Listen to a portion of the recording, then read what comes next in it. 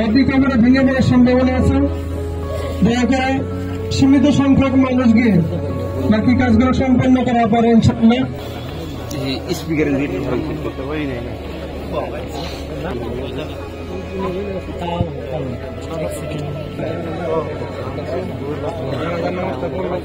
ভাতিজা হাবিব খান, আসিফ হাবিব খান, মোর ভাগিন ডক্টর নাজিমুদ্দিন খান, আর ইয়ারে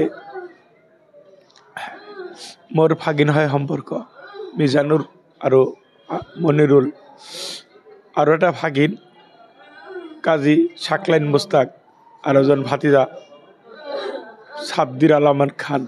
সিহঁতে নলবাৰীত ৰাস চাব গৈছিল।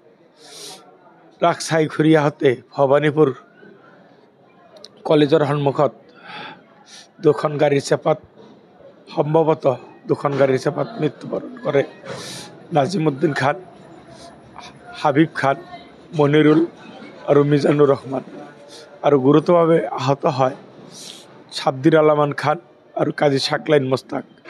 শাকলাইন মুস্তাকক ইতিমধ্যে গুৱাহাটী সোণাপুৰ কিডনী হস্পিটেললৈ ৰেফাৰ কৰি লৈ গৈছোঁ। তেওঁৰ কিডনীৰ ব্লাডাৰৰ ফাটাৰ সম্ভাৱনা বুলি ইয়াৰে ডক্টৰে কোৱাৰ কাৰণে তেওঁক গুৱাহাটীলৈ লৈ গৈছোঁ। ৰাতি প্ৰায় 1:30 মান বজাত মাৰুতি ভেন, আমাৰ ঘৰৰে গাড়ী। 7জন আছিলে নহয়, 4জন জ্যোতিগাঁৱৰ, 2জন ৰাঙাপানীৰ মানে নদীৰ পাৰে, আৰু এজন বোধহয় গান্ধীনগৰৰ। গাঁওখনত এটা বৰ সুখময় পৰিৱেশ সৃষ্টি হৈছে। আমাৰ একে জাগাৰে আজি 4জনকৈ ল'ৰা ঢুকালে দুৰ্ঘটনা পতিত হৈ। কেইজনমান মেডিকেলত আছে, তেওঁলোকৰ সংকটজনক অৱস্থা। আৰু আমাৰ জ্যোতিগাঁৱত সুখবৰ পৰিৱেশ সৃষ্টি হৈ গৈছে। দোকান পাহাৰ আদি কৰি চব বন্ধ।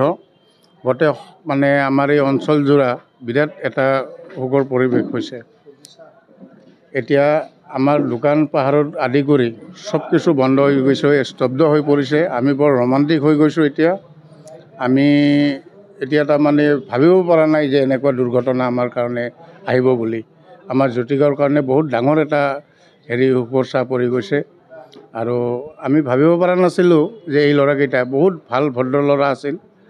এই শিক্ষিত ল'ৰাবিলাক, এজন ডক্টৰো আছিল, গতিকে ডক্টৰজনৰ ডেথ হৈছে। এই ল'ৰাকেইজনৰ কাৰণে আমাৰ এই এলেকাৰ খালি অকল জ্যোতিগাঁও বুলি নহয়, আমাৰ 3-4খন গাঁৱৰ মানুহ একদম ৰোমান্টিক হৈ গৈছে। এতিয়া আমাৰ জানাজাৰ কাৰণে সকলো প্ৰস্তুতি লোৱা হৈছে। এতিয়া পষ্টমৰ্টমটো হোৱাৰ পিছত আমাৰ যিটো নীতি নিয়মৰে কামখিনি আমি সমাধান কৰিম বুলি আশা ৰাখিছোঁ। এই জানাজাৰ টাইমটো এতিয়াও আমি নিৰ্ধাৰিত কৰিব পৰা নাই। জানাজাৰ টাইমটো আমি পষ্টমৰ্টমৰ পিছত নিৰ্ধাৰিত কৰিম। এইখিনিয়ে ক'বলগীয়া।